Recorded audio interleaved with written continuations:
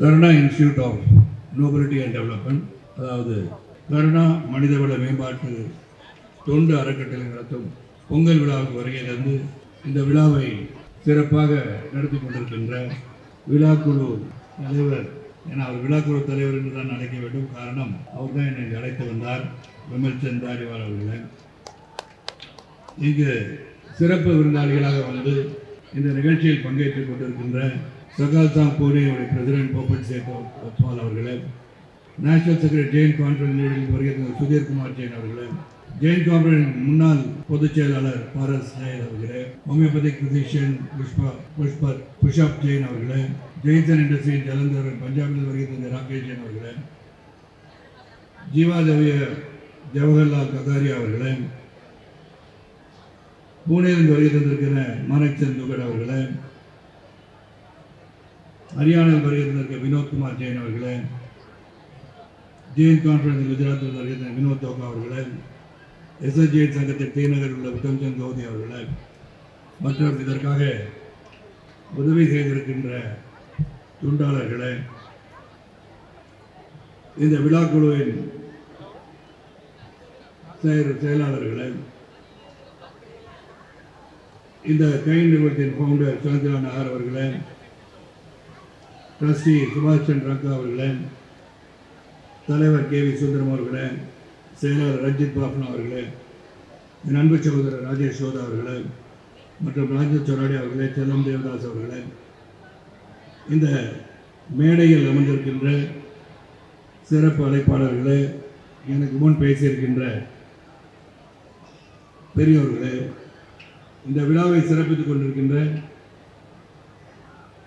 இந்த கிரைம் நிறுவனத்துடன் இணைந்திருக்கின்ற பெரியோர்களே, தாய்மார்களே, அன்பர்களே, நண்பர்களே, இளைஞர்களே, இந்த விழாவின் நாயகனாக இங்கு இந்த தொண்டு நிறுவனம் நடத்துகின்ற இந்த பொங்கல் விழாவில் சிறப்பாக உங்களை வரவழைத்து உங்களுக்காக பேருதவி செய்ய வரவழைத்திருக்கின்ற குழந்தை செல்வங்களே, அவர்களுடன் வருகை தந்திருக்கின்ற பெற்றோர்களே, பத்திரிகை சகோதரர்களே, ஊடக நண்பர்களே, பாதுகாப்பாக வருகின்ற காவல்துறை நண்பர்களே, செல்போன் பிரியர்களே, உங்கள் அனைவருக்கும் அன்பு கலந்த மதிய வணக்கத்தை தெரிவித்துக் கொள்கின்றேன். இந்த விழாவுக்கு வருகை தரும்போது நான் எந்த மொழியில் பேச வேண்டும் ஏனென்றால் அழைப்பவர்கள் அனைவருமே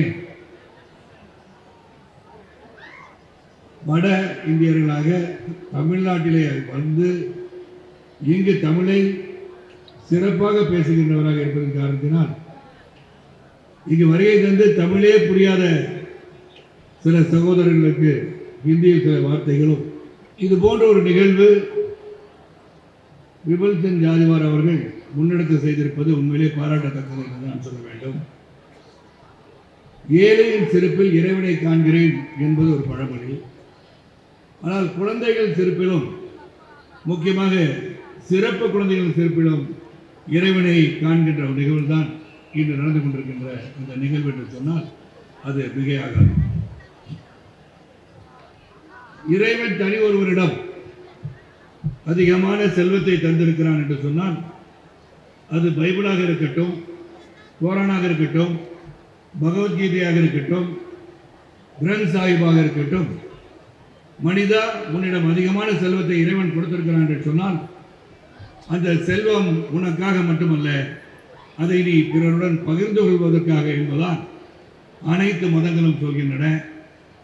அதை அப்படியே தழுவி சிறப்பாக தொண்டு செய்கின்ற இந்த நிறுவனம் பல்லாண்டு தொடர்ந்து நடைபெற வேண்டும் என்ற என்னுடைய ஆசையை அவர்களுக்கு வழங்கிக் கொள்கிறேன். இது சிறப்பு குழந்தைகள் என்று சொல்லும்போது 140 கோடி மக்கள் வாழ்கின்ற இந்தியாவில் 2.6% சிறப்பு குழந்தைகள் என்பதை நாம் உணர வேண்டும். அதே போல தமிழகத்தில் உள்ள 8 கோடி மக்களிலும் 3% சிறப்பு குழந்தைகள். ஆக இவர்கள் கவனிக்கப்பட வேண்டியவர்கள். இவர்களுக்காக உதவி செய்ய அனைவரும் முன்வர வேண்டும். ஏழையின் சிறப்பில் இறைவனை காண்கிறேன் என்று சொல்லும் போது செல்வந்தர்கள் ஒன்று கூடி நாம் அவர்களுக்கு உறுதுணையாக நம் உதவிக்கரங்களை நீட்டினால் மட்டுமே இதுபோல தொண்டு நிறுவனங்கள் வெற்றி பெற அவர்களுக்கு செய்கின்ற தொண்டு சிறப்பாக சென்றடையும் என்பதை நான் சுட்டிக்காட்ட விரும்புகிறேன். இங்கு ஒரு உதாரணத்தை சொல்ல விரும்புகிறேன். சிறப்பு குழந்தைகளுக்கெல்லாம் தாமஸ் ஆல்வா எடிசன் ஒரு சிறப்பு குழந்தையாகத்தான் எடுத்துக்கொள்ளப்பட்டார். 1779 ஆண்டு லைட் பல்பை கண்டுபிடித்த தாமஸ் ஆல்வா எடிசன் பள்ளிக்கு செல்லும் போது அந்த பள்ளியிலிருந்து ஒரு கடிதத்தை கொடுத்ததாக செய்திகள் கூறுகின்றன. அந்த பள்ளிக்கூடத்தின் கடிதம் தன் தாயாரிடம் சென்று கொடுத்து, அம்மா இந்த கடிதத்தில் என்ன எழுதியிருக்கிறது என்று கேட்கும் போது தாமஸ் ஆல்வா எடிசனின் தாயான நான்சி அவர்கள், நீ ஒரு சிறந்த மாணவன், இந்த பள்ளியில் இதற்கு மேல் உனக்கு படிப்பு சொல்லித் தர முடியாது என்று எழுதியிருக்கிறார்கள், ஆகவே நீ வீட்டிலிருந்து படிக்க வேண்டும் இனி என்று சொல்லியிருக்கிறார்கள். தன் தாயார் இறந்த பிறகு தாயார் விட்டு சென்ற பொருட்களை பார்க்கும் போதும் அங்கு விட்டிருந்த கடிதங்களை பார்க்கும் போதும் அந்த கடிதம் தாமஸ் ஆல்வா எடிசன் பயில்கின்ற அந்த பள்ளியில் இருந்து அந்த கடிதத்தை தாமஸ் ஆல்வா எடிசன் பார்க்க நேர்ந்தது. அந்த கடிதத்தில் உங்கள் மகன் மனதை குன்றியவனாக காண்கிறான், ஆக பள்ளியிலிருந்து அவனை நீக்கிவிட்டோம் என்று எழுதியிருந்தது. ஆக பள்ளியிலிருந்து நீக்கிவிட்டோம் என்பதை மறைத்து தன் தாயார் அவனை கல்வி பயிர வைத்து உலக புகழ் பெற்ற ஒரு விஞ்ஞானியாக உருவாக்கி இருக்கின்ற சொன்னால், இங்கு அன்பு செல்வங்களே, உங்கள் அன்பு செல்வங்கள் நாளை உலகிலே மிகப்பெரிய அறிஞர்களாக வருவதற்கான வாய்ப்புகளை, அதற்கான உதவிகளை செய்கின்ற நிறுவனமாகத்தான் நான் இந்த தொண்டு நிறுவனத்தை பார்க்கிறேன். எனக்கு ஒன்றே ஒன்று, குழந்தைகள் எல்லாம் மிக நேரமாக உட்கார்ந்து இருக்கிறார்கள் என்று விழிச்சது அவர்களை கேட்டேன். அல்ல, காலையிலிருந்து அவர்களை நாங்கள் அவர்கள் என்ன செய்ய வேண்டுமோ அதை செய்து அவர்கள் இருக்கையில் அமர்த்திருக்கின்றோம்.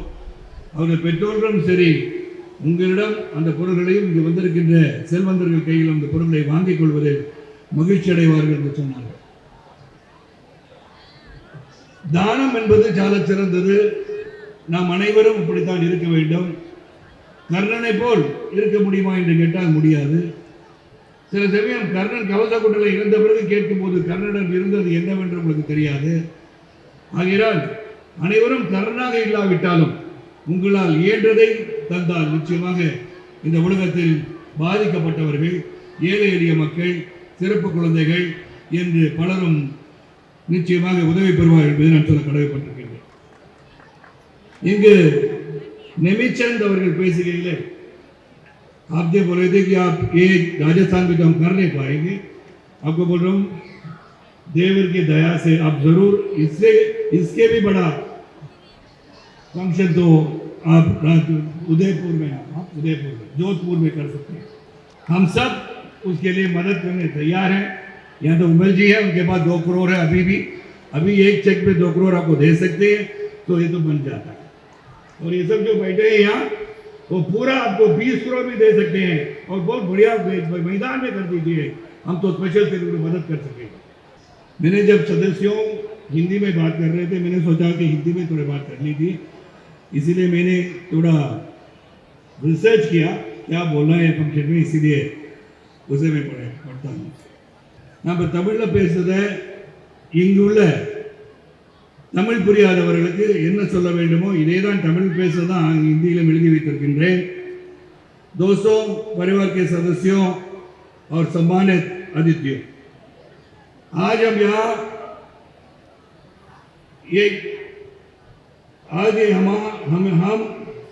यहाँ एकत्रित हुए हैं एक महत्वपूर्ण कारण के लिए। हमारे समाज के सबसे कमजोर और प्यारे बच्चों की सेवा करने के लिए हमारा संगठन कई विशेष जरूरतों वाले बच्चों को शिक्षा, स्वास्थ्य और प्यार प्रदान करने के लिए समर्पित है। ये बच्चे हमारे समाज के सबसे मूल्यवान संसाधन हैं और यह हमारा दायित्व है कि हम उनकी देखभाल करें और उन्हें एक उज्ज्वल भविष्य प्रदान करें। शिक्षा प्रदान करना जो कई का जो मोटो है, वो शिक्षा प्रदान करना, स्वास्थ्य सेवाएं प्रदान करना, प्यार और देखभाल प्रदान करना, दान करना, स्वयं सेवक बनना, वही काइंड का मोटो है, वही वो कर रहे हैं। उसके विमल जी का बहुत बड़ा काम है। विमल जी और मैं हो गया, अभी मेरा उम्र तो 71 हो गया, विमल जी का तो उसके कम होगा, 73 हो गया। अच्छा, मुझसे भी बड़े हैं वो। तो विमल जी का मेरा परिचय बहुत सालों पहले मेरा फैन क्लब का प्रेसिडेंट थे। फैन क्लब का प्रेसिडेंट होने की वजह से जो 7,000 और 8,000 फैन क्लब थे, उसे 12,000 के ऊपर लेके गए थे विमल जी ने। उस समय से जो दान करने में, किसी को मदद करने के लिए मुझे बोलते हैं ना, पीछे से चाबी चढ़ा रहे थे, शरद जी ये करेंगे वो करेंगे, सबको तो अब देना पड़ेगा। मैंने बोला जो ईश्वर देता है सबको दे देंगे, सबको बांट देंगे। वही हमारा दोनों का एक ही है कि ये जमाना में हम पैदा होके कहाँ जा रहे हैं तो किसी को मालूम नहीं है। We are born, we don't know where we go. While we are treading in this planet, we should leave behind a footprint that others should follow. So what I say is, all those people who are present over here, it is indeed a great pleasure to see so many people, valuable people who are coming here to help the society, help the special children. The 2.6% of our special children in the entire country, of the about 140 crores, 2.6 are special children. In Tamil Nadu, about 8 crore people, 1.6 to 3% are special children. So they should be guided, they should be educated, they should be taken care of. Likewise, I advise Vimal ji that today, lot of people who are homeless, I would say, जो कुछ हम तो कर सकते हैं वो भी हम करना है।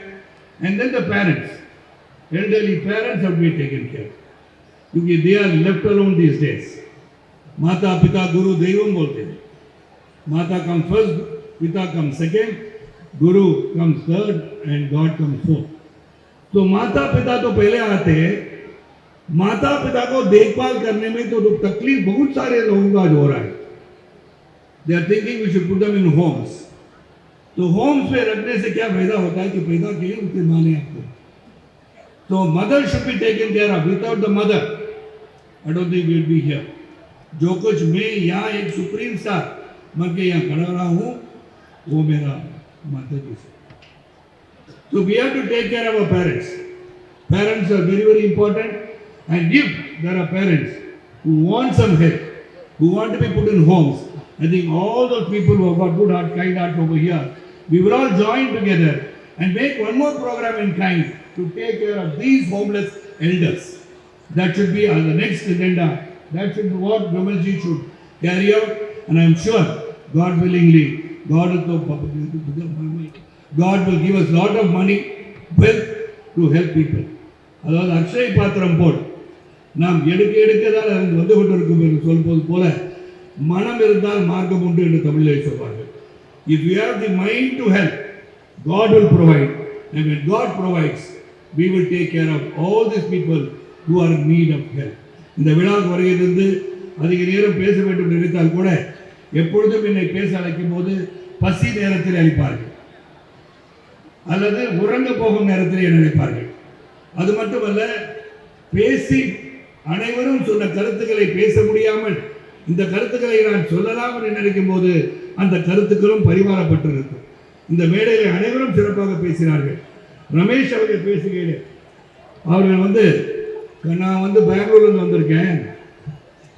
சரத்குமார் அவர்களை நான் சென்னையில் ஒரு நாள் படத்தில் பார்த்தேன். அதன் பிறகு புனித் ராஜ்குமார் நடித்த ராஜ்குமார் படத்தில் அவருக்கு தந்தையாக நீங்கள் நடித்திருந்தீர்கள் என்று அவர்கள் சொன்னார்கள். புனித் ராஜ்குமார் செய்த உதவி உலக அறியாமல் இருந்தது. வலதுகை கொடுப்பது இடதுகை தெரியாது என்று சொன்னது உண்மைதான். புனித் ராஜ்குமார் இன்றைக்கு இல்லை என்று சொன்னால் கூட இது போன்ற மகான்கள் நம்முள் இருக்கிறார்கள், இருந்து கொண்டிருக்கிறார்கள். மறைந்த பிறகுதான் அவர்கள் நினைக்கிறோம், ஆனால் இருக்கும் போதே அவர்கள் நினைக்க வேண்டும் என்பதை நான் சுட்டிக்காட்ட விரும்புகிறேன். அப்பொழுதுதான் அவர்கள் தொடர்ந்து உதவி செய்கின்ற மனப்பான்மையும் மனப்பக்குவமும் அவர்களுக்கு வரும். ஏன்னா இன்று இறைவன் நாம் வந்து எல்லாரும் வந்து இங்கே வந்து அதிக நாட்களோ அதிக ஆண்டுகளோ வாழ முடியாது. It has been determined by God. When He will call us to His heavenly abode, we do not know. ஆனால் இங்கே பத்திரிகை சகோதரர் இருக்கிறாங்க. சார் நீங்கள் தான் சொன்னீங்களே சார் 150 வருஷம் இருப்பீங்கன்னு. நான் இருப்பேன், எல்லாரும் இருக்கணும்ல. ஏன்னா ஆரோக்கியம் மிக மிக அவசியம். ஏன்னா அது எதுக்காக அடிக்கடி நான் திரும்ப திரும்ப சொல்றேன், பத்திரிகை சகோதரர் ஊடக நண்பர்கள் மக்களுக்கும் 150 ஆண்டுகள் வாழ்வது அரிது கடினம் என்று நினைத்து விடாதீர்கள். ரஜினி அவர்கள் சொல்லும் போது அவருடைய வழங்குகின்ற பாபா அவர்கள் 4000 ஆண்டுகள் வாழ்ந்து கொண்டிருக்கிறார்கள் என்று சொல்கிறார். சொன்னாரா? அதே போல ஜப்பான் நாட்டில் பார்த்தீங்கன்னா 125 130 சாதாரணமான மக்கள் வாழ்ந்து கொண்டிருக்கிறார்கள். ஆக சிறந்த ஒரு சுற்றுப்புற சூழல் இருந்தால் உங்கள் உடலையும் உள்ளத்தையும் நியாய தர்மத்திற்கு கட்டுப்பட்டு நீங்கள் வைத்திருந்தால் நீங்கள் வாழ்ந்து கொண்டே இருப்பீர்கள். வாழ்ந்து மறைந்த பிறகும் வாழ்ந்து கொண்டிருப்பீர்கள். புரட்சித் தலைவர் மக்கள் திலகம் போல என்பதை மனதில் வைத்துக் கொள்வேன்.